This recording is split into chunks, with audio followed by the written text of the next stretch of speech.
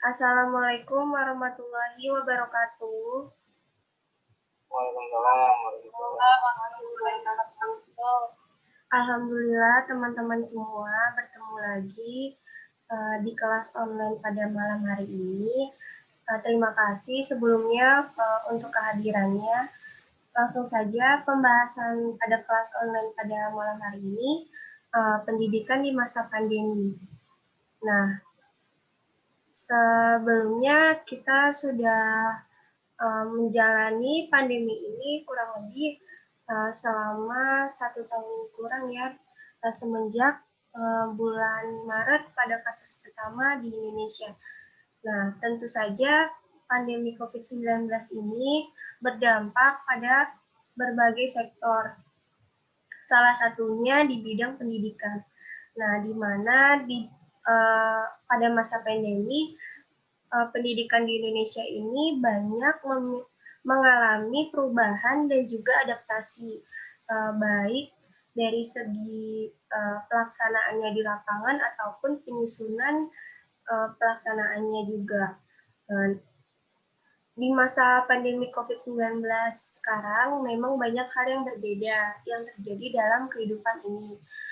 Salah satu perubahan tersebut yang sudah saya sampaikan di dunia pendidikan, di mana kegiatan pembelajaran yang harusnya dilaksanakan secara tatap muka sekarang dilaksanakan secara daring atau online. Nah, di Indonesia sendiri mau tidak mau harus menjalankan pendidikan secara daring. Jadi mau tidak mau, siap atau tidak siap, kita harus tetap melaksanakan proses pembelajaran walaupun di Indonesia ini sedang terjadi wabah penyakit. Sebenarnya tidak di Indonesia saja ya, melainkan di seluruh dunia. Nah, berikut ini merupakan beberapa kendala atau masalah yang terjadi di Indonesia ketika mengimplementasikan pendidikan daring di masa pandemi. Nah, masalah yang pertama itu sarana pendidikan yang belum siap. Jadi, pendidikan di Indonesia pada masa pandemi ini terhalang oleh sarana pendidikan yang belum siap. Tentu kita semua sudah menyadari dan sudah tahu bahwa tidak semua sekolah ataupun sarana pendidikan itu siap untuk menjalankan proses pembelajaran secara daring.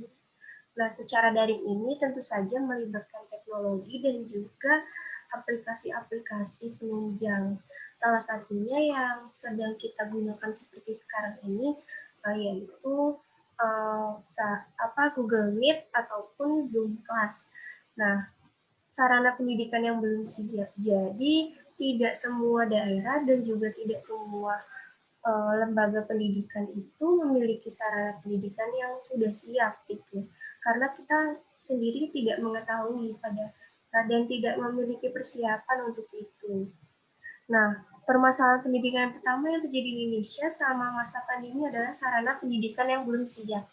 Mungkin anak-anak di perkotaan masih bisa menjalankan pendidikan secara daring atau online tanpa hambatan karena sudah tersedia layanan internet yang bisa diakses kapan saja dan di mana saja. Itu bisa diakses untuk anak-anak yang berada di perkotaan. Tapi hal ini tidak berlaku di daerah atau perdesaan yang memang tidak memiliki jaringan internet. Kalau misalnya kita biasa sebut itu daerah 3T ya, terluar, pokoknya daerah yang tidak memiliki akses banyak untuk teknologi, apalagi internet. Nah, selanjutnya, permasalahan selanjutnya itu perangkat berupa laptop atau smartphone. Tidak hanya soal jaringan internet, tapi untuk melakukan pembelajaran online ini juga dibutuhkan sarana perangkat berupa laptop atau smartphone. Nah, dari sinilah muncul juga permasalahan baru. Tidak semua anak Indonesia, terutama anak-anak di daerah, memiliki perangkat ini. Nah, metode permasalahan yang muncul itu metode pembelajaran online ini adalah masalah kuota selanjutnya ya. selain fasilitas laptop atau smartphone-nya yang memang terbatas dan susah untuk diakses, kalaupun ada, permasalahan selanjutnya muncul lagi, yaitu permasalahan kuota. Pembelajaran daring ini memang membutuhkan kuota yang harus dibeli dengan sejumlah rupiah.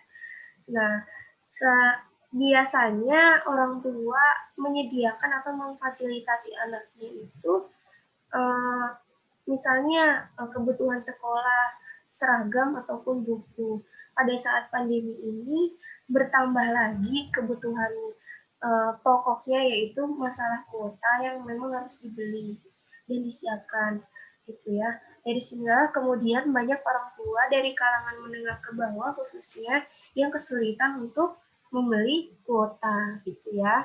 Selanjutnya itu masalah timbul dari tenaga pendidiknya itu sendiri ya, penjelasan materi yang kurang maksimal. Jadi banyak dari tenaga pendidik juga merasakan kendalanya dari pembelajaran online ini, merasa menjelaskan materinya itu kurang maksimal gitu ya. Dalam menggunakan metode atau pembelajaran digital di masa pandemi ini tentu saja banyak kelebihan dan kekurangannya dalam praktik di lapangannya. Biasanya penjelasan yang dilakukan secara tatap muka dan interaksi langsung guru dan murid lebih maksimal dalam pemahaman materinya ya, karena berinteraksi langsung, bertanya jawab langsung, berdiskusi langsung tanpa terkendala sinyal ataupun masalah kuota gitu ya. Biasanya kita lancar gitu dalam menjelaskan dan menerima materi yang disampaikan. Ini penjelasannya dirasa kurang maksimal gitu. Nah, pemahaman peserta didik juga uh, mengalami keterbatasan. Kendalanya itu seperti jaringan, terus kepesertaan kelas, seperti misalnya dalam satu kelas ini ada 40 siswa, cuman ada 30, hanya ada 30 siswa yang memiliki fasilitas berupa smartphone ataupun laptop beserta kuotanya, dan yang sisanya itu mungkin tidak bisa gitu. Otomatis kepesertaannya juga terhambat gitu ya. Jadi misalnya penjelasan yang seharusnya dipahami oleh seluruh siswa di kelas itu jadi berkurang gitu. Karena latar belakang uh, keluarga ataupun perekonomian masing-masing siswa kan tentu saja berbeda-beda gitu ya. Tidak semuanya itu terpenuhi fasilitasnya gitu. Yang selanjutnya itu peran orang tua nih ya, sebagai pendampingan pembelajaran dari siswa. Perlu kita ketahui semuanya, pembelajaran daring ini pembelajaran yang dilakukan kebanyakan itu di rumah gitu ya. Jadi mau tidak mau gitu orang tua yang harus mendampingi siswanya itu. Jadi peran orang tua sebagai pendampingan itu sangatlah penting. Nah, permasalahan yang timbul dari hal tersebut ini, uh, pembelajaran sebelumnya itu dialihkan ke rumah, dan juga peran teknologi atau aplikasi belajar yang digunakan selama pembelajaran online saat pandemi ini. Tidak jarang orang tua yang kesulitan ketika beradaptasi dengan model pembelajaran yang seperti ini, mulai dari belum terbiasanya orang tua dalam menggunakan aplikasi belajar seperti Google Classroom, Zoom, Meet, dan juga yang lainnya. Jadi peran orang tua itu selain memfasilitasi juga melakukan pendampingan. Kendalanya yang selanjutnya kesibukan orang tua masing-masing. Ketika peserta didik itu memiliki kedua orang tua yang bekerja, sibuk bekerja seharian, maka pada malam harinya itu dirasa kurang gitu ya pendampingannya. Jadi itu juga merupakan salah satu kendala gitu. Selain dari orang tua yang memang belum terbiasa dengan uh, menggunakan aplikasi belajar siswa gitu. Yang selanjutnya itu pembelajaran daring tidak cukup efektif. Jadi kebanyakan survei itu mengatakan bahwa pembelajaran daring ini tidak cukup efektif ternyata ternyata setelah diimplementasikan pada bulan-bulan pertama uji coba pembelajaran daring pada saat pandemi. Nah, kegelisahan kedua datang dari pengajar yang merasa pembelajaran daring tidak cukup efektif, baik materi ajar seperti matematika, kesenian, dan olahraga yang memang tidak bisa dipraktikkan secara langsung gitu ya. Nah, pengajar juga belum memiliki pengalaman dan bekal cukup dengan sistem pembelajaran daring ini. Nah, pengajar juga dituntut untuk lebih inovatif gitu ya dalam melaksanakan metode yang baru ini gitu. Nah, selanjutnya itu biaya internet yang membengkak juga digelisahkan. Jadi biaya internet yang membengkak juga digelisahkan, terlebih subsidi internet dari pihak sekolah itu kebanyakan itu belum ada. Nah, selanjutnya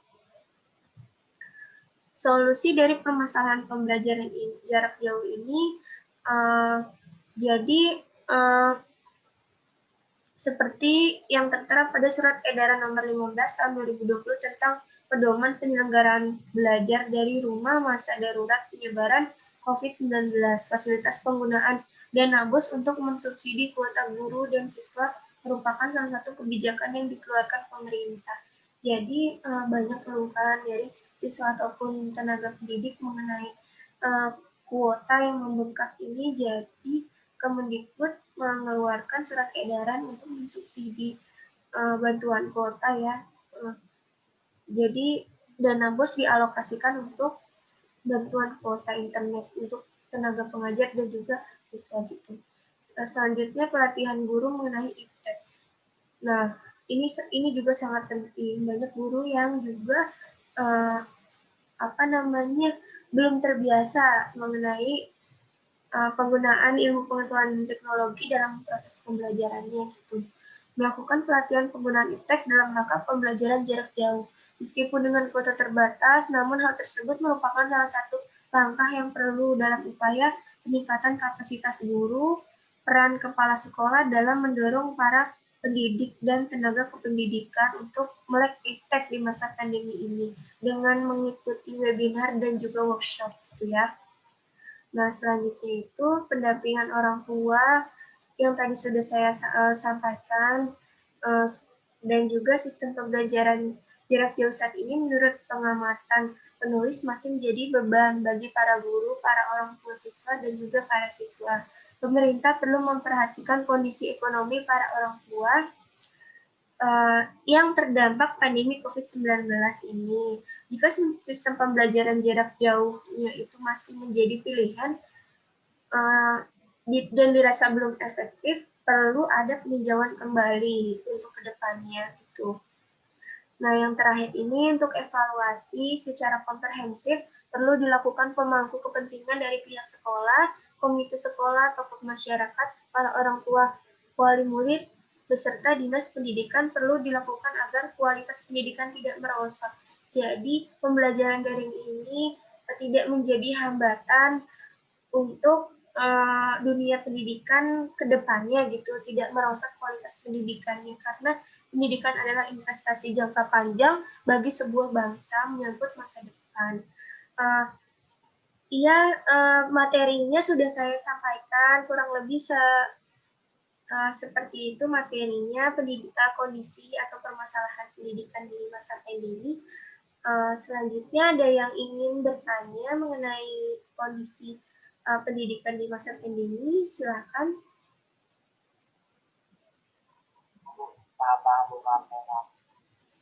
Iya, baik. Terima kasih, Fajar. Selanjutnya ada yang ingin bertanya?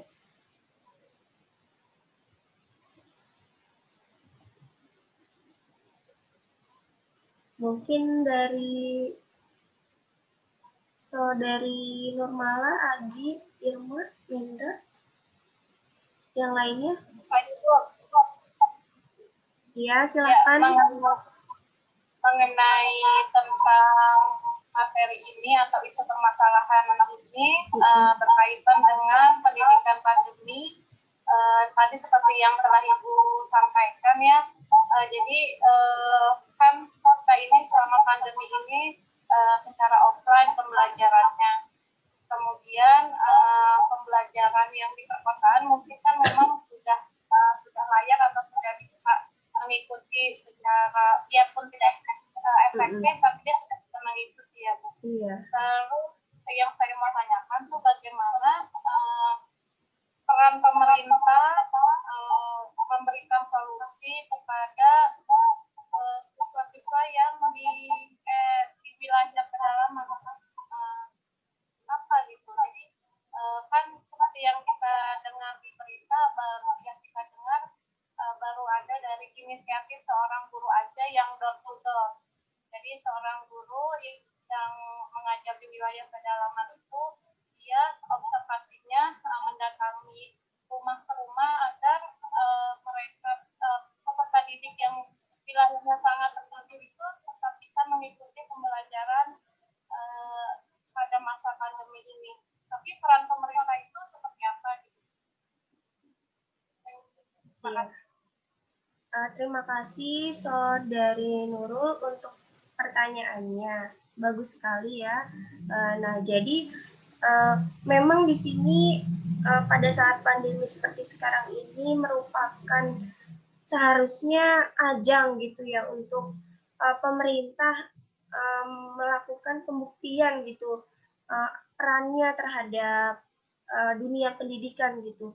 Apa yang bisa dilakukan oleh pemerintah di daerah-daerah terpencil yang memang sulit untuk mengakses internet dan juga iptek dengan tetap melaksanakan protokol kesehatan untuk mencegah penularan COVID dan juga tetap melaksanakan pendidikan juga gitu ya. Menurut saya peran pemerintah ini seharusnya memfasilitasi guru-guru yang berada di pelosok gitu ya melalui dinas pendidikan setempat. Jadi dinas pendidikan setempat itu kan juga sudah ada ini ya pembagiannya dari mulai tingkatan provinsi, kota dan kabupaten sampai ke desa-desa gitu. Seharusnya di masa pandemi ini juga sebagai pembuktian pemerintah. Jadi misalnya dalam salah satu solusi yang mungkin saya sarankan gitu, peran pemerintah itu seharusnya memfasilitasi misalnya kelurahan-kelurahan atau kecamatan-kecamatan mengirim beberapa perangkat teknologi untuk melakukan pembelajaran secara online. Jadi kayak misalnya dalam satu kecamatan di daerah terpencil itu kan biasanya tidak banyak sekolah, tidak banyak sarana pendidikan, yaitu misalnya dalam satu kecamatan itu biasanya cuma ada satu sekolah menengah pertama, sekolah menengah atas, dan juga sekolah dasar itu biasanya kan tidak terlalu banyak. Jadi seharusnya guru-guru yang di pelosok ini juga mendapatkan bantuan kayak laptop gitu misalnya, ataupun smartphone, dan juga kuota internetnya gitu. Misalnya gurunya itu datang ke sekolah-sekolah dan juga ke rumah-rumah untuk tetap melaksanakan pembelajaran. Jadi di sini memang dari pemerintahnya sendiri harus cepat tanggap gitu ya, karena proses pembelajaran harus tetap dilaksanakan gitu. Mungkin itu saja dari saya. Semoga pandemi ini segera berakhir dan pembelajaran tatap muka bisa dilaksanakan kembali gitu. Ya, amin. Amin. Gitu. Terima kasih atas pertanyaannya Saudara Nurul. Barangkali ada yang menambahkan? Ya, cukup Bu. Alhamdulillah tadi materi yang sudah saya sampaikan mengenai kondisi pendidikan di masa pandemi. Nah, selanjutnya merupakan praktek pembelajaran kultur maker yang sudah saya sampaikan sebelumnya, rekan-rekan sekalian, minggu depan saya tugaskan untuk membuat video interaktif berupa permasalahan mengenai kondisi pendidikan di masa pandemi. Salah satu permasalahannya yang bisa kita ambil itu yang peran orang tua dalam mendampingi anak. Nah, itu yang bisa diangkat temanya. Jadi produk dari tugasnya itu berupa solusi bagaimana orang tua berperan dalam melaksanakan pendampingan terhadap peserta didik ketika pembelajaran online ini dilaksanakan di rumah, gitu ya. Saya harap rekan-rekan semuanya paham dengan tugasnya. Saya tunggu minggu depan ya mengenai tugas video interaktifnya. Videonya itu bisa berupa rekan-rekan sendiri yang mempresentasikan bagaimana peran orang tua ataupun bisa membuat video animasi. Ya, terima kasih. Wassalamualaikum warahmatullahi wabarakatuh. Waalaikumsalam warahmatullahi wabarakatuh.